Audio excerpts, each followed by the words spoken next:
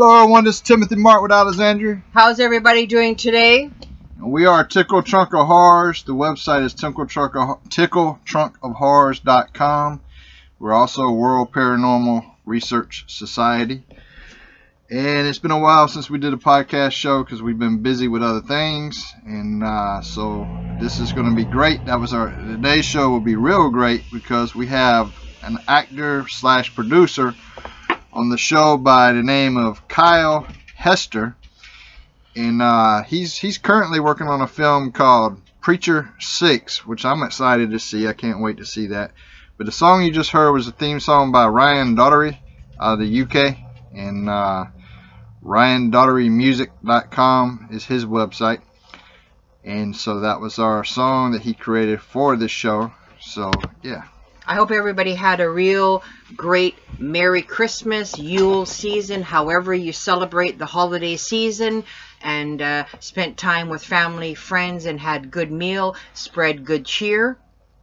Yep, and so let's to wrap up the year with a guest like Kyle Hester, where he's he's worked on a lot of great films in the past.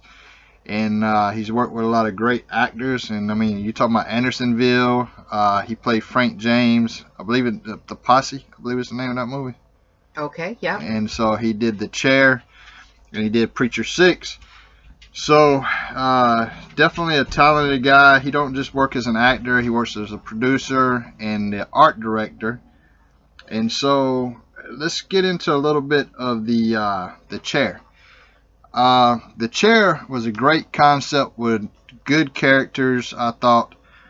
However, because we do truthful reviews on here, I will say that by watching a trailer for Preacher 6 and watching The Chair, Preacher 6 is leaps and bounds above The Chair.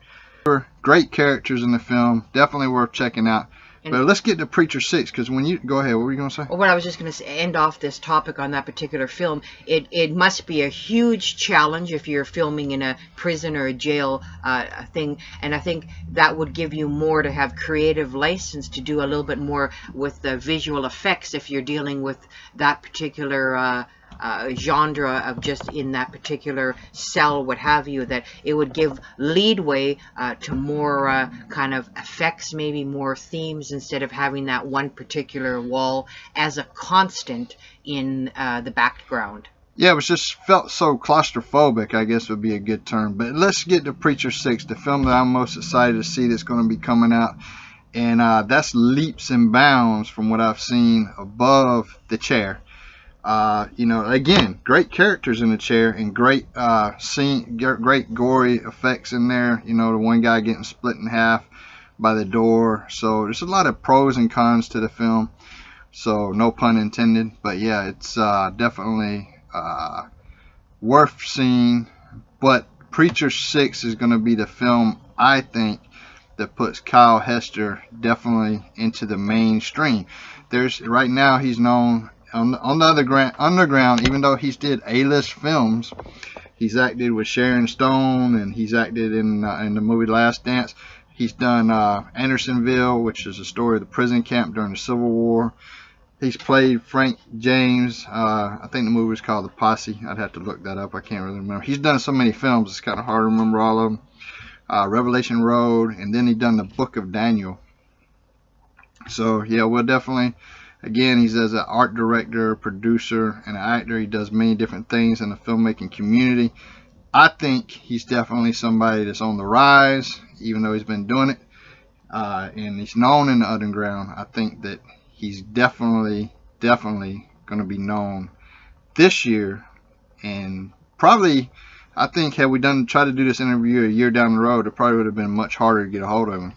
Yeah, it's just that, again, Preacher 6, he plays, if I'm not mistaken, Father Josh in the film that's coming up, Preacher 6.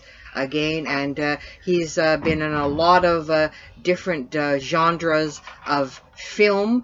You may not realize it, and you may now want to go back and kind of, after we mentioned, or he mentioned some of these films, you may want to go back and look at these films again if you didn't know he was in the film, because again, he is an actor as well, but as well he's done, he's a Zombie with a Shotgun. Right. So I mean, you know, he's done a lot of great films, and you know, again, definitely somebody whose name will be a household name. Basically, I suggest by the time this year's over with. Yeah, but here's something food for thought for even for you. I remember we watched Tales of Halloween, and actually he's an art director on Tales from Halloween, and also an art director of Sinbad and the War of the Furies. So I remember us watching that particular Tales of Halloween, and he's the art director. Yeah. Yeah, but talking about effects, but they had to have budget, because they had some good effects in that film. But talking about effects and stuff, did you also know that he did the special effects on Team America, and that's what those little miniatures. Did you see that film, Team America? I've seen previews of it. I never got to see it, but yeah, I've seen that. He's been in the business for quite some time, and so, but this guy is about to go leaps and bounds. I'm telling you, people, if you're gonna check out a movie, hopefully it gets released this year. Preacher 6, I am super excited to see it. Can't wait to see it. And there's a line in the film that goes, "Now's not the time for the lamb, now's time for the lion." And so when you look at that line that's in the film, that applies to so many different things, especially what me and you're doing in the Métis community. When you look at now, there's a lot of people in that community that are lambs, and we've been telling these people now's the time to be the lion, not the lamb. And that line is actually used in the film Preacher 6. So that's very relevant in what we have been doing. That, I mean, again, there's a time it's time to be the lion, and I think that's like you said, that's a line that can be used or can be relevant with so many different things, and it's very pinnacle. And you know, for a lot of people today, with what's going on in the world, there's more people that need to take the stance of the lion. Yeah, Kyle, again, he's worked on so many different films. He has an IMDb page. There's a couple IMDb pages under Kyle Hester. And so if you were to go look at a couple of them, I'm thinking it's different people, because I'm not looking at the actual one, or if you go on his IMDb account, it says The Chair, Zombie with a Shotgun, The Book of Daniel. He's got WMM Sketch Show. I haven't seen that one. Project Holly and Revelation Road. He even did a episode of America's Most Wanted in 2012. And then he did Descending. He did Dead North. So yeah, he's done The Resolve. Definitely the Pony Express, not the what did I call it before? Where he played Frank James. It's called the Pony Express, not Posse. The Pony Express. Okay, so and then he did Last Dance again with Sharon Stone, Andersonville, Rock and Roll Party, Rock and Roll Sorority House Party, I think. And then I haven't seen that one either. And so, but he's done a lot of great films. But anyway, but they're not just for everybody listening too. They're just not horror genre. He's done historical as well. Yeah, Andersonville. I mean, if people have seen that one, very good film. Definitely, a lot of his films is worth checking out. A lot of the stuff that he's worked on. And so I think what we're trying to do with a lot of guests too is, and I may stand corrected, is that we're trying to show people that they may not be just in one genre, and we hope that you go back and revisit these films with different eyes when you hear our discussions with these people. Yeah, and we are the Tickle Trunk of Horror show, and horrors could apply to many different scenarios. And so, but one of the things I want to talk about is we were watching an episode of the Dead Files. And let's get into the ignorance of Amy Allen for a moment. She was doing a house, and I don't know if people realize this, but this is a rerun from 2 years ago, actually, 2016. Right. Where the people have demon possessions in their home, poltergeist activity, and what she recommended to them was to do yoga and Tai Chi. You know what? I had my mouth open for quite a while because I thought, how uneducated, and what you're doing is you're leading people down the garden path. These people are suffering from real negative bad entities, and you're going to tell them to do yoga and Tai Chi. I have never in all the years heard that in my life. Joke, man. As many exorcisms that we've been involved in, and I can even think of, have I ever showed up to a home and told somebody, well, just do yoga.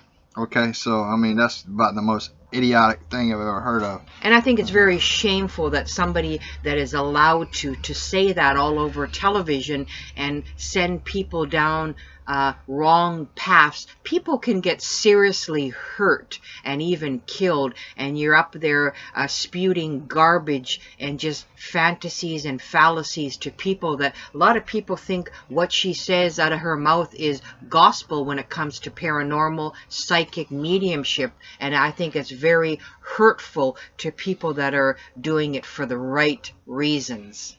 Yeah, and so enough of that crap. What else is going on in the world today?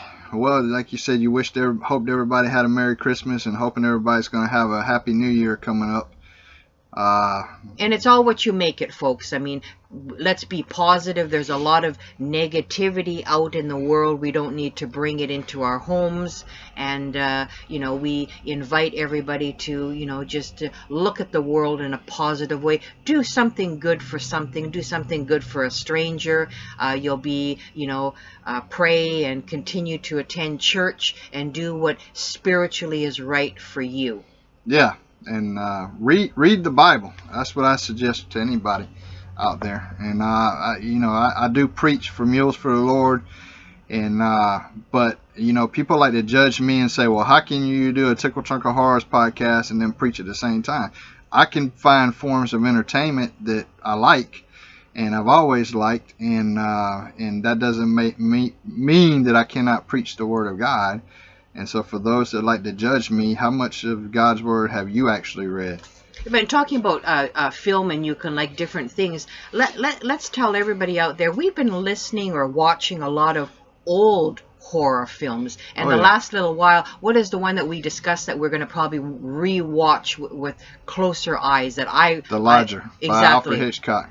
I'm a 1944 film called The Lodger, Alfred Hitchcock film. Very good film. I'm a huge fan, or I try and watch everything Jack the Ripper related, and I can tell you that film, black and white, was totally awesome, and I recommend that film to everybody, and it was so well done, and we all know that Alfred Hitchcock is a complete film genius. And when we look into the effects that man had to create back in the day, with nobody had done these effects before, so he had to come up with them and invent them.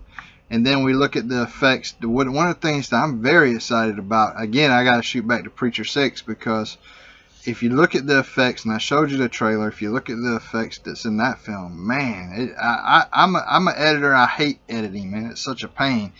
But you can only imagine how many hours they got into that editing for that film. But such a well done film, and those are films that are really eternal. You know, it doesn't matter what year you're in, they're just film genius, and it shows you the brainchild, or you know, how when you're dealing with very slim budgets or really no well, no, I don't think. I think that film had a hell of a budget, because you look at the quality of it. Preacher 6. Now, when you go back to The Chair, that's one. I was talking about The Lodger. Sorry. Oh, you were talking about The Lodger. Yeah, let's don't confuse them, because The Lodger didn't have a huge budget at all, and Alfred Hitchcock didn't even have the technology. He had to invent it. But you look at Preacher 6, God dog, man, and that's what we're talking about. I think you got a little confused there for a moment, but we're talking about Preacher 6 and the amount of editing that went into that film, and that's going to be I can't wait for that film. I hope he releases it this year. No, I wasn't confused. I was just trying to say talk about the Lodger, and then you were comparing it to now the Preacher 6. How you showed me the trailer on that one particular effect that I thought was quite good myself, and I'm looking forward to seeing that. And then go back to the chair. They had some amazing effects, and well, you know, they had like when the guy. I got to go back to when the guy gets split in half. They got some good effects in that film too, and that's why I say it's worth watching. I'm part of the older generation, so you know, maybe they took a risk with the whole scenes that we didn't like, with the backdrop being so claustrophobic, and they're gonna probably say, well, you know, it was in a jail, but you can still add depth to those scenes. But you know, like I say, definitely worth checking out anyway. And the comics, if you haven't gotten one, get one from Peter Simeti. Definitely check it out, The Chair. So it's well worth it, and like I said, it was very gory, graphic effects if you're into that part of it, and you know, I even thought that particular scene was done quite well. We're just saying that they could have just changed up, you know. Yeah, well, that falls onto the person directing the film, and yeah, it's I don't know, but anyway. So what else we got going on? Well, we're hoping to see different films, and other than that, like I said, we've been really dipping back into the oldies but goodies in regards to horror and different. The Veil. We watched The Veil. If you ain't checked that one out, The Veil with Boris Karloff hosts it. He acts in almost every episode of The Veil, and it's very good. I like those films because it gives you a bird's eye view into even fashions, styles, what people did back in those particular, you know, the good old days, and how they dressed, how they spoke, how they acted. So I think it gives you a good perspective on what America or the world was like in that time frame. So I think those films are well worth the watch, and like I said, we've been enjoying a lot of good old horror movies, and I would invite you to, if you get an opportunity to watch any of these films, please do so, because it, you know, then you look at films that are done today with different eyes, different perspectives, and it sort of gives you you know, a different way of looking at things. And I mean, I'm a fan of old school horror as well, and then the new stuff that's coming up, so it kind of gives you a snapshot of then and now, and then you can look at films differently. We're going to check out a few different films in the coming weeks as well, and give reviews on those for future shows, and you know, I'm looking forward to seeing those type of films as well. And so the for those in the sports world, Jones and Gustafsson, if I can pronounce his name. Gustafsson? Yeah, whatever. They're fighting tomorrow night in Los Angeles, UFC. Cyborg and Nunes is fighting. I think Nunes is making a big mistake. I mean, you could tell that her intelligence level is not where it's supposed to be, because she is not going to beat Cyborg. She's just basically going to go in there and get beat. I guarantee that one. That's the way I call it anyway. I could be wrong. And I believe Gustafsson is going to beat Jones, just because he did win that first fight, and he got screwed over in the decision. So, and we've also been dealing with a few weather issues again. We were torrential monsoon rains. I think we got Kyle calling, so let's check this out. Hello, welcome to the Tickle Trunk of Horrors. This is Kyle Hester. And this is Kyle Hester. Hey man, how you doing? I'm doing fantastic. How you doing? We're good. You're sitting here with Timothy and Alexandria, and we were just talking about, man, I tried to go back to the past on the films you worked on, but I've been talking more about the Preacher 6 that's coming out, because I've seen that trailer now about 10 times, and that thing's going to be awesome, man. Thank you, man. Yeah, I'm pretty excited about it. I think it's going to be something special, man. We're trying to make a little mark on the independent film world, so I figured what the hell do this, you know? Yeah, let me ask you something, because when you compare, the last film that you done before that was The Chair, that's correct? Yeah, that is correct. So when you compare the experience between, because to me it's night and day, when you look at The Chair and then you look at Preacher 6 is on a whole different level. That's like on a whole different planet. What was the most significant change for you in that process? Well, I think, I mean, basically it comes down to, you know, the story, you know, what it is. And the chair, it was completely something different entirely to begin with. But it was based off of a graphic novel that Peter Samedi did. And so it was like, you know, the tale of, you know, on the death row, and, you know, it's all claustrophobic and kind of small. And so it was like, that's what it was. It's about just, you know, the story of what's going on inside the guy's head, you know? Yeah. So yeah. So it's kind of like when my wife and I decided to kind of do something ourselves, do Preacher 6. So she just started writing, and basically it was like her mantra for herself was like, wouldn't it be cool if? And then she started writing, you know? So man, that's probably one of the most, out of all the films coming out this year, oh, I don't know if it's coming out. I'm hoping you're going to release it this year, but out of all the films that's coming out, that's probably the one I'm most excited to see. Thank you, man. I really appreciate that. Yeah, we definitely want to have it out this year. So it's just a matter of getting the post-production done. So that's happening now. So we're editing, and, you know, you can see the effects that were in the trailer. There's a lot of that has to be done, and that all takes time. And so it's just like one step at a time, you know, but it's moving along. Yeah, I was trying to explain to Alexandria as we were looking at the trailer yesterday, because like I said, I've seen it about 10 times now, just how difficult some of those editing scenes are, and I can imagine just how many hours in editing you actually have in that film. Yeah, exactly. It's kind of like, that's the part of the, you know, the people that are familiar with how filmmaking happens. Like, that's the behind the scenes nitty gritty stuff. It takes all the time. You know, I mean, it's like, I would say we have about 18 actual shooting days with all the actors and whatnot into it, and it's, you know, it's like the post production takes way more time than the actual shooting, like, to get a film done. Yeah. Well, man, we're gonna push that one out there as soon as it, you know, I was gonna try to figure out a way to link it to our podcast here, because I want everybody to see that trailer for sure. Right on. Well, I know that if you look on YouTube, that trailer is on YouTube, so you can just put the YouTube link in there. So I know that we have like basically a running link on Twitter. It's not like you know, a linkable thing unless you put the tweet up. But yeah, there's a link on YouTube for it. Okay, yeah, I've been watching it on the website. There's a website called preacher6.com, and that's what we've been watching it on. But yeah, we'll pull it off of YouTube for everybody.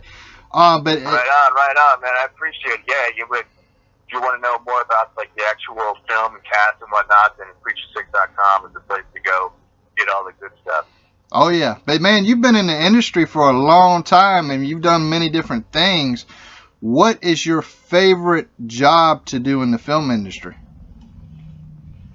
Wow, my favorite job. You know, well, I'll tell you what. I started out acting basically since I was in junior high school. You know, it's like, oh, this is fun. This is what I want to do. And so I've kind of always liked doing that. And I think that now that I've kind of gotten into producing, it's like you not only, you know, do I get to act in it, but I also get to kind of create the whole world of what it's going to be, you know. So I just love the creative process. So I think acting and producing they're kind of like on par at this point. But I will always, it'll always be like acting first. So I would say that's safe to say. Awesome. Yeah. I think that yeah, man, and you fit right in there for sure, you know. And Alexandria just passed me a note because something I wasn't aware of. Well, I guess it's on Twitter today. Is it your birthday today? Yes, it is. Yeah, it is. Oh man, well, happy birthday! Happy birthday! Thank you very much. Yeah, I had no idea, man. That's not on IMDb, unfortunately. They don't have your birthday listed on there. Yeah, well, you know, I think you know, you try to keep it a mystery a little bit. You know, we'll leave you know, the year alone. I like to consider myself a vampire, so I get to be the same age for as long as I decide to stay on the planet. So. That's a good way to be. Some people, or a lot of our guests, I like to put under people have said a microscope, but I call it more like a kaleidoscope. And I'm curious because a lot of our listeners may not be aware of this. And I know that you were born in New Orleans. Your father was a professional football player, so athletics sort of, I would imagine, was in your family. So I'm wondering if your parents were supportive of your kind of adventure, wanting to go into drama class in junior high school. So were they supportive, or was your father hoping you'd go into professional football like he did?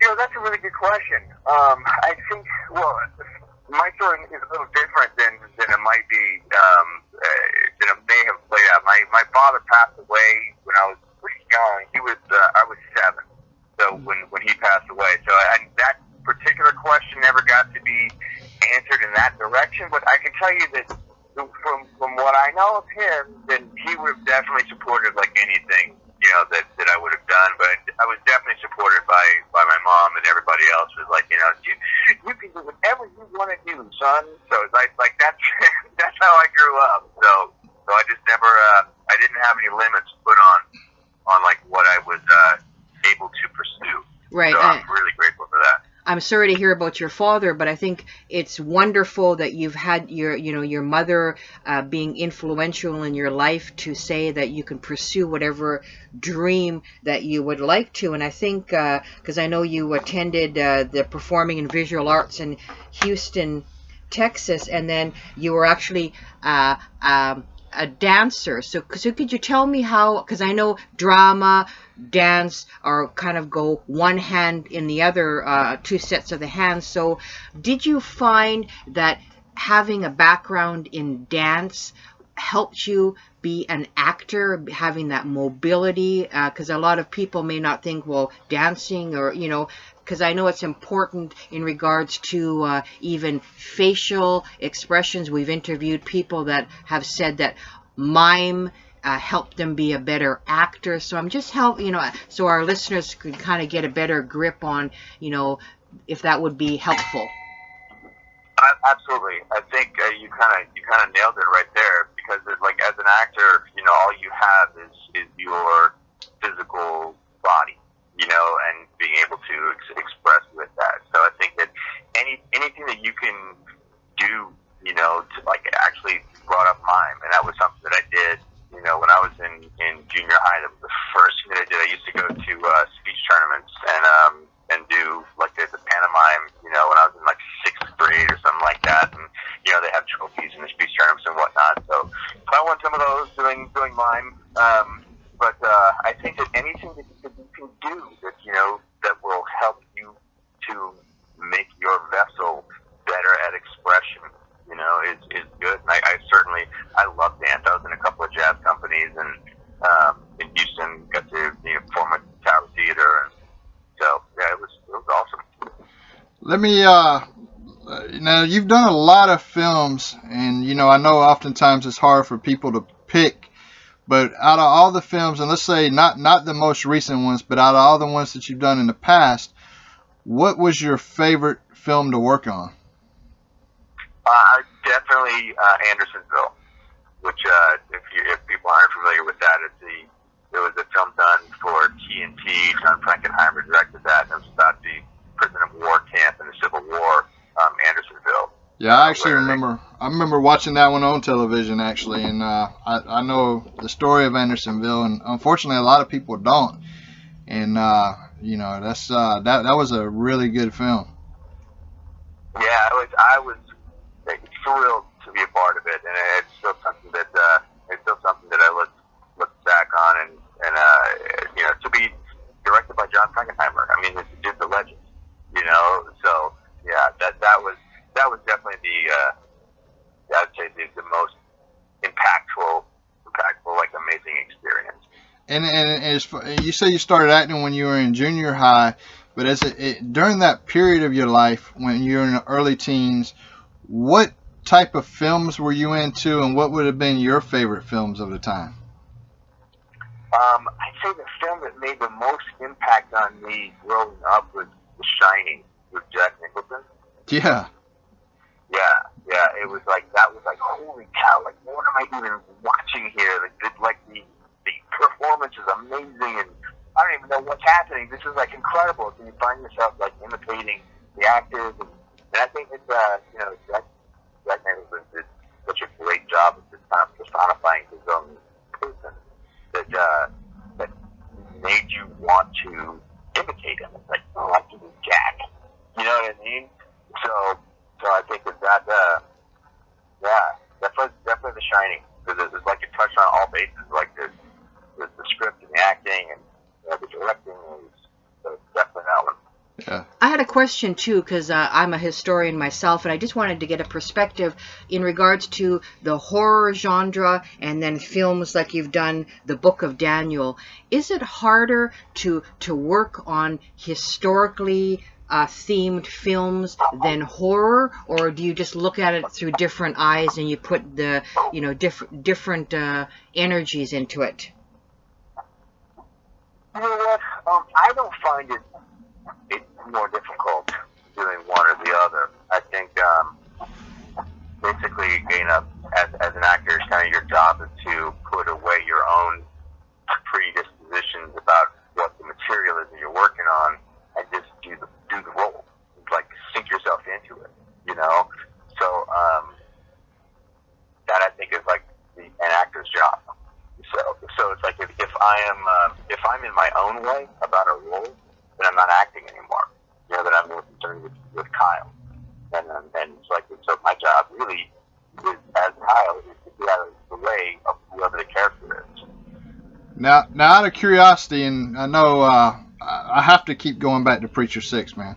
As because you in that movie, what type of preacher is that in the film? Like, what faith is it? You know what? We try to actually stay away from a denomination. Okay. Because I think the idea is more about good versus evil, and so we didn't really want to bring in that kind of thing.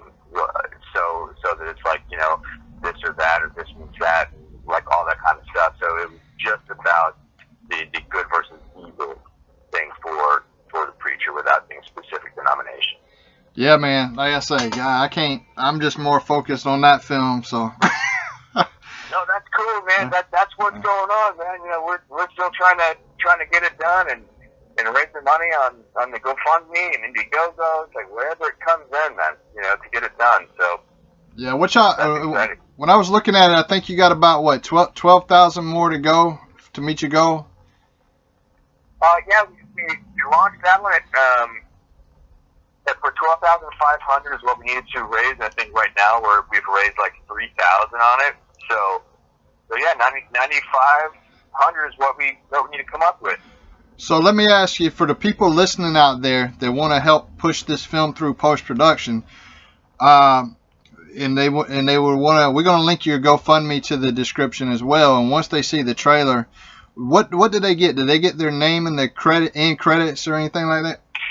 We have all kinds of different perks. So you can get, like, you know, signed, everything from signed postcards to posters. You can get, like, you know, you can pre-order the DVD, and then you get, like, you know, the posters. And so it's like, you just have to check out the perk levels on it. But we have all kinds of different perks. So it's not just like, you know, donating money, unless you want to. But I mean, we definitely have perk levels where you get stuff. Yeah, we'll be making a donation too under Tickle Truck of Horrors. So because we want to see this film finished. I think that, man, it's going to be one of the greats for sure. I think we can do it. And I think too, for the film coming out now, or when it does come out very shortly, it's such a pivotal time with all the conflict in the world. You know, the story of the battle of good and evil. I think it couldn't have come at a better time with the turmoil that's coming out with all we have to do is put our television on or our newspaper on what's happening in the world. And I think this will give the viewer a sort of sense of maybe hope of something. And I think that's be very good timing in regards to this film.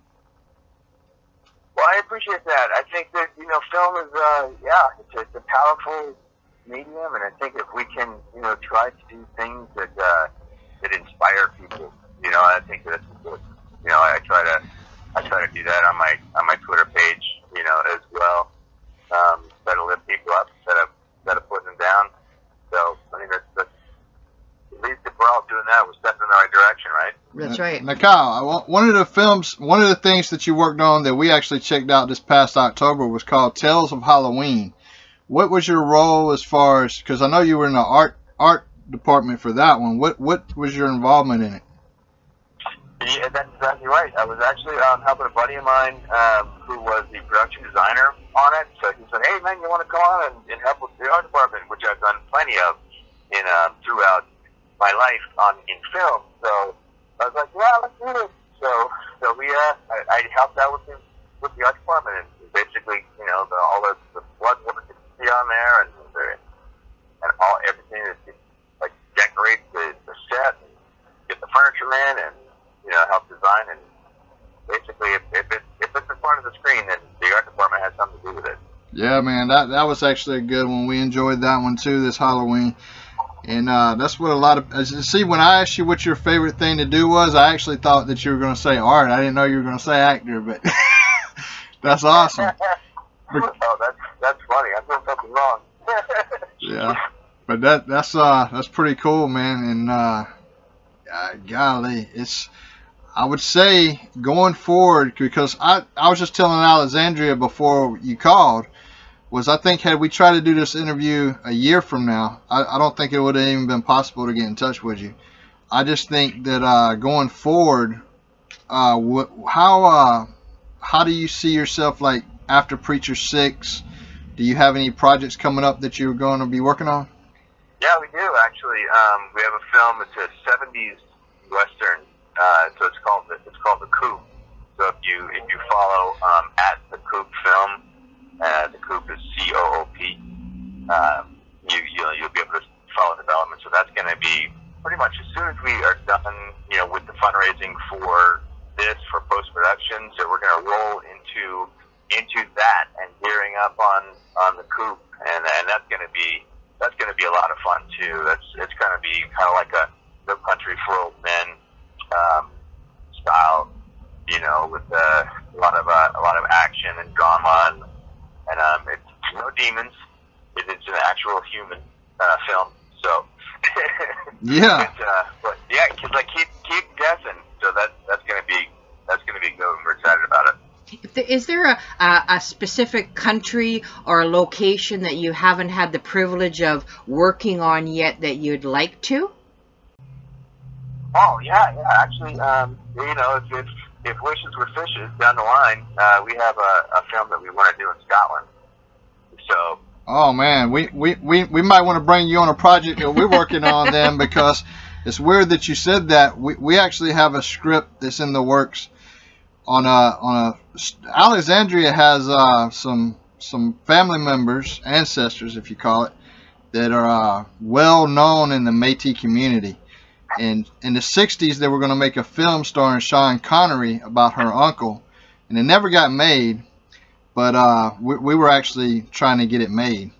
Yeah, it's just the gentleman that worked on James Bond actually was going to have Sir Sean Connery play my great uncle Cuthbert Grant Jr., and that project kind of fizzled, but we have a script that we're currently working on because he was a key historical person in Canada. So we thought that as soon as you mentioned Scotland, because I still have family there too, and I thought, you know, I've been there several times, so it would be something that we're wanting to work on as well. Wow, that's really cool. Yeah, there's like a lot of people from Scotland kind of immigrated through Canada. Because we were trying to raise $1 million for this film, and you know, because it is a historical film. and the different locations it has to be shot in. So we're in the process, and there's a lot of investors that want to throw heavy money into it, but they want to see who the main actor is going to be, and we don't have that down yet. Yeah, that is part of the challenge of starting out a film, and because people want to see who do you have, and that kind of thing. So it's like, so that is a challenge. So Yeah. it's like you put the cart before the horse, or the horse before the cart. And, it's like an actors want to know, well, do you have money for it? And then the money people want to know, well, do you have actors for it? So it's like, it can be a tricky dance to play. So fortunately, like for me, like the actors in Creature 6, I had worked with before, in various roles, like Peter Mernick, and I'm also Carmen Agrenziano. They were both in Andersonville, so I kept in touch with them since then. Well, going back to getting off our script here and going back to your personal life, is we want to know, and this is something that we ask all of our guests because we are a Tickle Trunk of Horror show. Did you ever celebrate Halloween as a kid? Did I ever? Yeah. Hell yeah. Yeah, man. Every year we get up and get dressed and go trick-or-treating, and oh yeah. That's awesome. What was your favorite costume during that time? What was my favorite costume? That's a good question. Sorry, man. We like to ask all our guests this, so that way the public can know. Right on. I think I remember, I dressed up as Batman, like the little, this is back in the day when it's like they had like the little plastic, the plastic mask and like the little, cape that's made out of like, basically like a trash bag. Yeah. I mean, it's like the thin material, but I was just like, I just remember being stoked, that I was a superhero, That's awesome. And you pretty much, from what I know about you online, I'm guessing that we're probably close to the same age. And so I was, an 80s kid.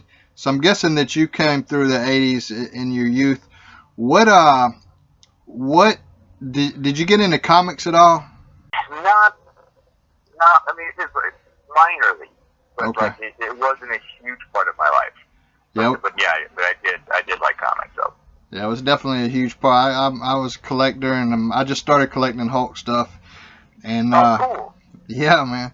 What about going back to Halloween again? I know we're bouncing around here. What was your favorite Halloween candy? I know these seems like cheesy questions, but we ask all of our guests, man. Well, you know what? Remember the bit of honeys? Yeah, the bit of honeys. Yeah, they still sell those, Yeah, actually. the bit of honeys. Yeah. I think that I would always look forward to the bit of honeys. Yeah, man. Those are good. I have another question too about were you at any time inspired by the literary characters from Bram Stoker's Dracula or Nosferatu? Did any of those characters or Universal Studios monsters inspire you? Frankenstein, Mary Shelley?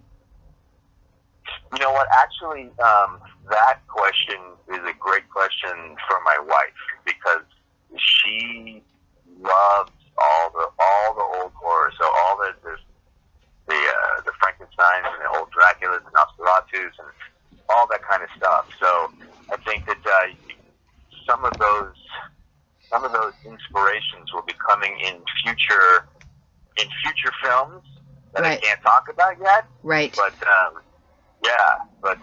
so definitely for her, I was more of like a Batman, kind of like those kinds of things appeal to me, growing up, like the Batman movies and that kind of stuff.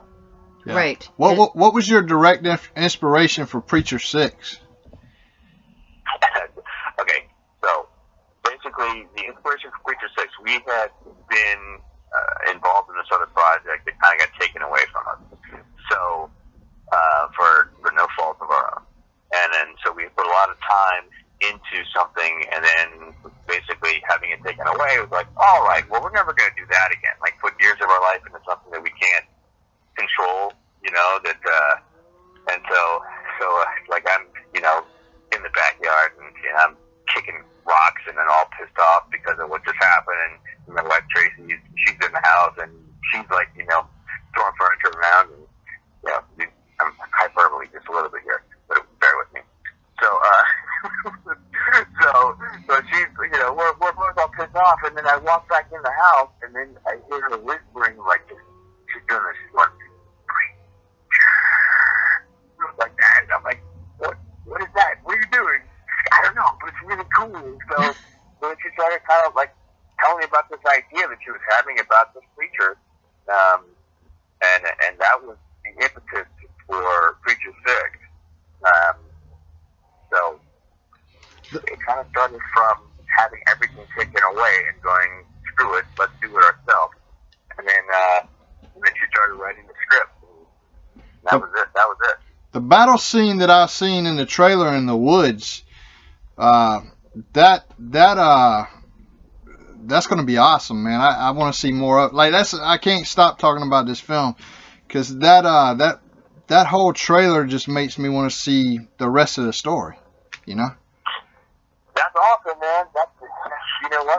I'm glad you say that. That's what it's all about. You know, it's like if a trailer can make you want to see what happened next or what happened before that or whatever, then that's the whole deal. Yeah. So, but you know, the thing is, it's like the trailers, they just barely touch the surface of like what actually goes on in the film. So it's like I'm excited for everyone to be able to see, you know, what the film is.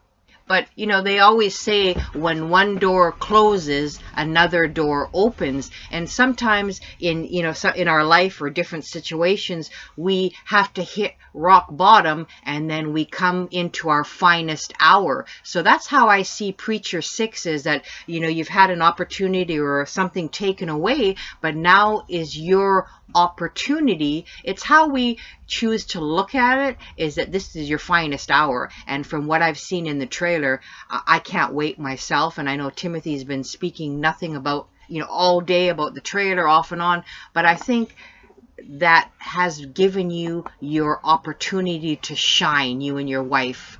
I completely agree. I mean, once I think you realize that you are creating it all, that is when you can make things happen. You know, I think a lot of time people, and I'm guilty of this as well, you know, it's like, oh, hey, well, you know, when's my turn? You know, when do I get to have success at whatever it is, you know? And I think that when you stop asking the question of when is this going to happen, and you go, I am going to make it happen now. So it's like when that switch gets flipped, then that's when the doors will open, because you start creating the doors that you're going to open for yourself. Just to put it in perspective for people listening out there, like I said before, I'm a comic book fan, and when Superman versus Batman was coming out, I had anticipation to see that film. I have that same anticipation to see this film, and so that's why I was super excited to have you on the show. Not just because you've done an extensive amount of work in the film industry. I mean, we could talk about that all day long. But like I said, I'm geared for this next film that's coming out. And man, it's you know, I don't know. Do you have a projected release date for it? Well, it's definitely going to be 2019. So it just depends upon when, like how quickly we're able to raise the rest of the funds so that we can finish the film. And then we'll have it out. But so it'll be 2019 for sure. Well, now in Texas they have the South by Southwest Film Festival. Are you going to participate in that at all? It depends upon when we have the film ready versus when the different film festivals will be, you know, available for submission and all that kind of stuff. Because we kind of want to have it rolled out as quickly as we can, so we'll get it into a couple of festivals. But like, we wouldn't say, oh, we just missed like a festival that we wanted to be in, and then wait a whole year to be in it again. You know what I mean? Yeah, that's good. That's good. A lot of people do that, so I'm glad you told me that. I'm glad that you told me you weren't going to wait a whole year to do it. That's awesome. Yeah, no, definitely not. I mean, it's like I had even considered, like, well, what are we going to do with the film festival circuit? Like, because a lot of people that want to go to film festivals will be using the film festivals to find a distributor, and we're not doing that. So we're going to be basically self-distributing. So it's going to be available on DVD first, and then it'll be then we'll roll it out on the platforms. Which is what a distributor does, is they get your film onto the platforms. I want So to. I want to. Oh, I'm sorry for interrupting. Go ahead. no. Go ahead, I was done. I was going to talk to you about the music that's actually in the trailer as well. Like, who composed the music? That music is a friend of Brady, the director. So that I think that music is available for other filmmakers as well. I don't know his name, but that will not be the music in the film. It'll be same impact and all that kind of stuff. But we have an award-winning composer who's going to be doing the whole film. His name is Douglas Edward. Yeah, because the music in the trailer fits the film fits the trailer perfectly. Yeah, for sure. It has that like rising crescendo and all that. Yeah, so yeah, And I love it. I hope too, like in the future, when you do the film is released, because I know I've done several things at the Toronto Film Festival, but we did for a specific film, we did special screening events where the film was shown on a big screen, and then cast and crew were available for interaction with the fans or the public after. Do you see that maybe happening for this film? Oh yeah, definitely. We're definitely going to have the a premiere on opening night kind of thing on a screen here in LA. So most certainly. And do you have posters available that's signed by the entire cast at this moment? It'll depend upon like once I get all the first, because people have bought those in the past, in past campaigns. So when I get to the end of those, when we start sending out all the first, then I'll know like what we have left as far as like everyone signing. But I mean I have the posters that like my wife and I will be signing. Like and we'll have that up on the Etsy shop as well. Awesome, because like I said, we're definitely gonna want some collectible stuff from. I'm a collector, man, and I'm gonna want to try to get some collector stuff for the film. Do you have anything else that you want to let the people know out there? What's going on with you? You know what? I think it's more a matter of like independent film. It's like the only way that indie film is going to stay alive is if people support it. And rent the videos and buy the DVDs, and that's instead of like how can I see it for free? Which is also people like free things, and I understand that.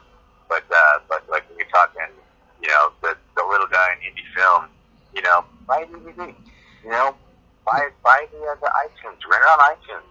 And that's. I'm sorry, Kyle. One of the things I want to talk about, what you're saying, is the younger generation today. They found out a way to get movies for free, and I try to tell them when I see them doing that you can't do that, because then you're taking money out of the producers' pockets, and you're actually hurting the independent film market. Here's the thing. I don't know. What I'm big on like 9 Noble Virtues. So it's like honesty is a big part of it. So if people are looking for a way to download something for free, you're basically stealing.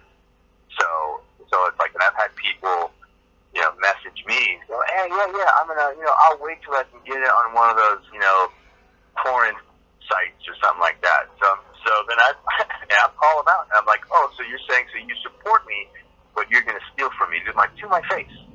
Yeah. Yeah. So I'm like, that's not cool. And it's like when you put it like that, it's not like there's some rich big producer. I mean, we're selling freaking T-shirts to get a movie made. So there is no big money, that's like behind this, or that's gonna carry it forward. So it's like, so those rentals and watching it on like the legal side, I don't even have to say this, But it's like when no, it's okay for me to steal from an artist. You know, whether it's music or whether it's films or whatever. And there's something wrong. So, and I will call a thief all day long. If you're watching movies on the BitTorrent sites, you're a thief. Get a code. Bottom line. Exactly. Let me ask you this, Kyle. One of the questions I forgot to ask you earlier, because going back to your days of working in the art department, what was the most difficult task that you had to do in that role? Man, I tell you what, it's like art department it's hard work. It is a grind all day long because there's no one thing because it's like you are moving, furniture and painting and building from the time that you step on the set to the time that you leave. So, hats off to everyone that works in art department because you're kicking ass all day. And Yeah. I think these people that are watching all these things, literally stealing, don't realize that what's involved in a production is blood, sweat, and tears. And I think if they were actually thrown in these roles, they would have an eye-opening experience to realize that people are really putting, trying to keep an art form or a craft alive, and here they are looking for the next free thing. They've lost their perspective. Yeah, agreed. So, I know I get passionate about it, but the truth is what it is, So, you don't walk into a 7-Eleven and grab a cup of coffee and walk out with it because, somebody told you that that's where you can find coffee. You go and you pay for the coffee, and then you take it out and you drink it. It's like, these are simple things that, need to continue. Let me give you an example of that since you mentioned 7-Eleven on what people's doing out here. And I'm going to let you know that people go in and they buy a pizza, right, for $5. And then, you have all your, onions and toppings for the hot dogs and stuff, but it's free, right? So what they do is they scrape all that stuff and throw it on their pizza and then walk out the door with it. And I've seen, are you serious? Yeah, that's what people do. And they take all the toppings. Wow. Yeah, that's crazy. A criminal's done a crime. Yeah. But I think it's just the way society has sort of indirectly, with subliminal messages telling people that free is better and not realizing that people make a living trying to have their story or their message out there, and it's just not, you going somewhere. Theft is theft. It doesn't matter how you look at it and what it is you're stealing. It's just wrong. Agreed. Yeah, so with Freaker 6, what we're going to do is we're going to release the DVD first. So it will only be available on DVD when it first comes out. And that way, that's a way to support it, And I think that, if you want something to stay alive, and, I love DVDs. So I like having something physical and tangible, and anything that comes through.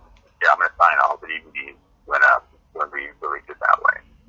So I think that's how we're gonna roll it out first, and we'll have the DVDs available, for a few months, and then we'll put it out on the streaming platforms and whatnot.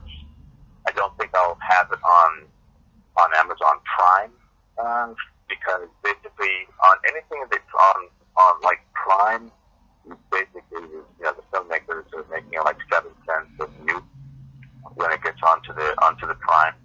So you may as well just not even put it on unless you want to say, hey, I have a movie on Amazon, unless someone wants to message me and say, well, I have a totally different experience. I'd love to hear it. No, you're right, Kyle. Amazon is not only killing the independent filmmaker, what they're also doing is killing the independent author. And so they actually bought up a lot of independent publishing companies, and you get grandfathered in now to Amazon. You're automatically on Kindle, and Kindle's limiting the amount of money that you can charge for your product. Yeah, that's not cool. I think that's why we're doing what we're doing. So DVDs, they cost what they cost, and we'll have, you can buy them from the Etsy shop, or we'll have, a PayPal, link that you can buy from our website, and you know, so you kind of like build your audience, and then, you know, sell it to the people that actually want your product for what it's worth. I think that's a very smart move, because I know a lot of independent filmmakers or independent films have done that in the past, where they have the link right from the website. It's a way you can control it, and like I said, where you have people that are truly going to appreciate the product, be the recipient of it. Right on. Yeah. But Kyle, I mean, yeah. It's kind of like building a business from the ground up. Because every film is like that. It's like it's going to have its own audience, and so yeah, it's like you're building a new store every time. Let me ask you this, because I see Preacher 6 as something that a lot of the major studios might be interested in distributing. You don't think that that may end up happening? Someone's reached out to me, you know, for that kind of thing. So I mean, we'll see what it ends up being, you know, at the end of the day. But I don't know. I mean, I think we're trying to, like, you know, make a way for indie film, you know. So, and we also have, you know, plans for films after this. Oh, so yeah, I think, for sure. So I think that, you know, we're gonna probably end up keeping it indie. Yeah, and I think, you know, the famous saying is, if you build it, they will come. So if you put a product out, this will just set the stage for your future endeavors, where you're building, you know, a reputation, a relationship with your fans, and they will continue to support the future products. Yeah, and the thing is like nowadays with social media, it's different, you know, than it used to be. I mean, you know, I think Twitter has kind of changed the game. You know, it's like, I think, what do we have now? Preacher 6 has like over 70,000 followers. You know, so I mean, that's a pretty big audience. You know, for a little indie film that could. Yeah, so, it is. There's no way that I would be able to do that, you know, before, you know, the whole Twitter social media thing happened. So there's lots of pros and cons to social media, but I think that this is definitely a pro. You know, that you can reach an audience without having millions of dollars for advertising. Exactly, because that's what Metallica did. If you go back to look at what they did with their music back in the early 80s, I mean, you know, and that's kind of similar where you're going with the independent film, man. Metallica made it big just off the underground audience, you know? Yeah, exactly. And so, man, Kyle, it's been great having you, but we're running out of time here. Do you have any other words for the people listening, or? Yeah, I would just say, you know, keep track of us. Go to @Preacher6 on Twitter. And you can go check that out. The website's preacher6.com, and I am Kyle Hester, and Kyle D. Hester is the Twitter site. And yeah, just supporting the film, and thank you for having me on. I appreciate this. You're awesome. And happy birthday again, and thanks for sharing some time on your birthday. The fans appreciate it. Thank you again so much. Thank you so much. You have a wonderful day. You too, You Kyle. too. Take it easy. Bye. Bye-bye. So that was Kyle Hester. Yeah, it seems like he wants to keep it independent, and you know, Preacher 6 is going to be on a whole different level, man. I'm telling you. But I think it's a way of creative control too, and like, yeah. You're very excited about the film. You've shown the trailer to me. It seems like a very exciting film, and they do have that GoFundMe where you'll get film perks by donating. He said it's what, 9,000 left or something? Something like that, and Yeah. I'm sure, like I said, it's worth it to support independent films, and it's going to be a great story, and donate and get a film perk. Yeah, make a donation. Look in the description below. We're going to have all the links for Kyle Hester. We'll put everything up for him. The main link being to the Preacher 6 trailer. Then you got preacher6.com, and then link his IMDb page as well. And that's a film to And it's watch GoFundMe, out, actually. And that's a film to check out in 2019. But if we got anything else we want to mention that we may be forgetting, because this is our first show back in a long time. It's just so people will know what we've been involved in and why we've been gone for so long. Everybody does know that I am a preacher, so I've been working on the church part of things. Plus, also, we're working on this other thing for the Métis Warriors. And so we've been quite busy, and plus you have a new book out as well. I have a new book out, so I was working on a new book. It's called The Seed of a Métis Warrior Planted in the Jamestown Colony. And again, it's about my family history, starting with Cuthbert Grant Jr.'s mother and going back to the Powhatan Indian Nation in Jamestown, Virginia. So we've been very, very active in different causes and activism. So and that actually, your book actually mentions Pocahontas. That's right. Part of my family is related to Pocahontas, and not by Elizabeth Warren trying to do it. Yeah. I can actually genealogically, from trusted sources, prove it that my family is related to Pocahontas. Elizabeth Warren never claimed to be Pocahontas. Donald Trump called her Pocahontas because she claimed to be Native American. A little bit of a pun on words, but yeah, it was sort of a passion, again, project for me on my own family journey, trying to link it back to Jamestown Colony, and grateful that I was given the opportunity to finish that project, do a little bit of activism, Timothy working on his church religious stuff. So we've been extremely busy, but we're back in the saddle in regards to Tickle Trunk of Horrors, folks. Yeah, if you go to the Métis Warrior, it's called MétisWarrior.com. If you go to that website, there's a donation page on there where if you want to support the Aboriginal and indigenous people in Canada and the Native Americans over here in America, if you want to support those people, then you know, that's a great way to do it. We do have a lot of programs going on right now. If you would like to support the building of the new church for Meals for the Lord, you can do that as well. That's linked to the page at the bottom in the footer. It's a church donation page that I put up there. I know Alexandria was like, well, don't put that on MétisWarrior.com because it's kind of two different things. But I think that religion belongs everywhere, folks. I agree with you, but it was just a sensitive issue in regards to some residential schools. But but we're not Catholic. So. That's right. But you know, I'm grateful that we both have passion projects, and we're both able to. We took some little bit of time to kind of pursue our passion projects, and like I said, horror is always a part of our lives that is never forgotten. But we're well-rounded individuals that are able to incorporate many facets into our everyday life, and it's our lifestyle. It's who we are, people. Well, it seems like we should have had Kyle's wife on the show too, and I started to ask him if she was there, because it seems like she was a big part of this Preacher 6 thing, and which I didn't know about, or we would have invited her also to be on the show. Well, she's really into the historical literature in regards to the story. That's right. So I mean, she in regards to, you know, Dracula and Frankenstein, she's a huge fan of these literary horror figures. So that might be an opportunity to have her on a future show to get her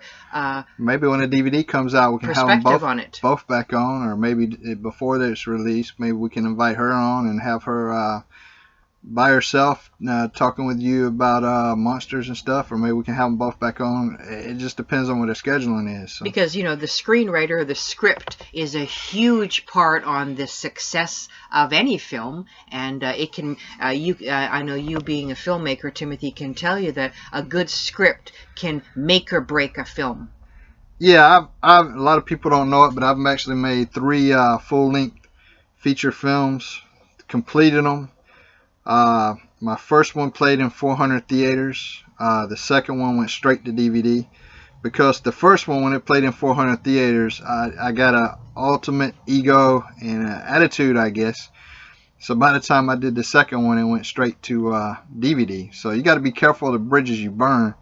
The third one, you know, we had some legal issues with it, because I didn't direct the third one. I actually produced it and wrote it, and the third one's we had in court for a little while, so because the director tried to put out a director's cut, and that's a whole behind the scenes stuff. But yeah, so I can understand and appreciate what Kyle has done, because it is super hard to get a film made. Not just made, but I mean, then the editing. If you look at the editing in Preacher 6, folks, the link to the trailer will be in the description. Please watch it. And it's a film to watch for, coming to DVD in 2019. So a great show, folks. Look forward to many more shows with exciting guests. Thanks again, folks. Bye. Okay, again, this is Preacher Timothy, and I would like to invite everyone to join our Bible studies. You can also go to MétisWarrior.com, MétisWarrior.com, and make a donation either to the Métis Warrior causes or to the church causes. Thank you very much. Hope you enjoyed the video.